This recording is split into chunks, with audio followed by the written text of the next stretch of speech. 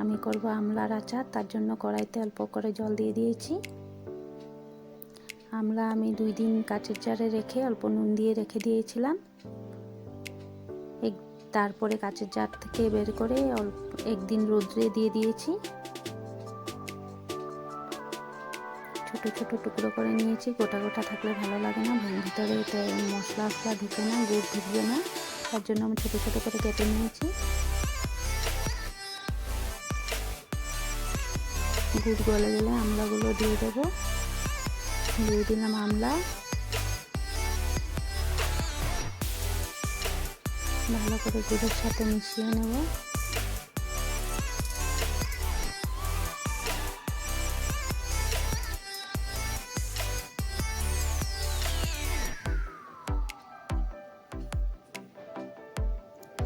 দিয়ে দিলাম অল্প করে নুন,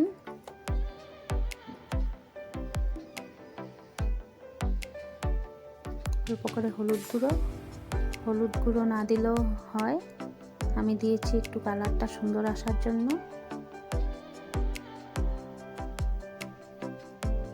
ভালো করে মিক্স করে নেব।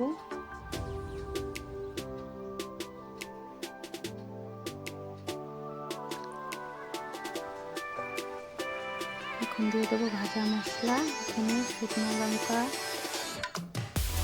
গোটা জিরে, গোটা ধনে, পানমুড়ি, মিঠা জিরা মানে শুকনো খোলায় ভেজে গুঁড়ো করে নিয়েছি।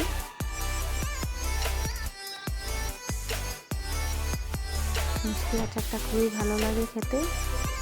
ঝালটা আমি কমিয়ে দিয়েছি, আমার ছেলে ঝাল খেতে পারে না বেশি।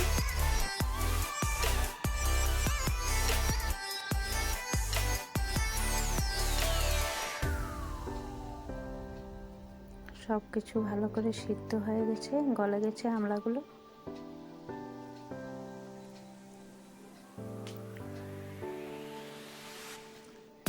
ভালো করে শুকিয়ে নেব, একটু যেন জল না থাকে, তাহলে অনেক দিন থাকে মানে আচারটা।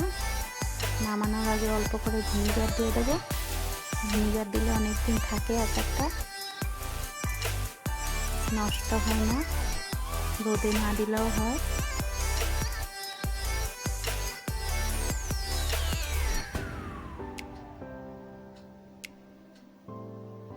দিয়ে দিলাম অল্প করে ভিনিগার, সামান্য পরিমাণে দিয়েছি, না হলে আবার টক হয়ে যাবে।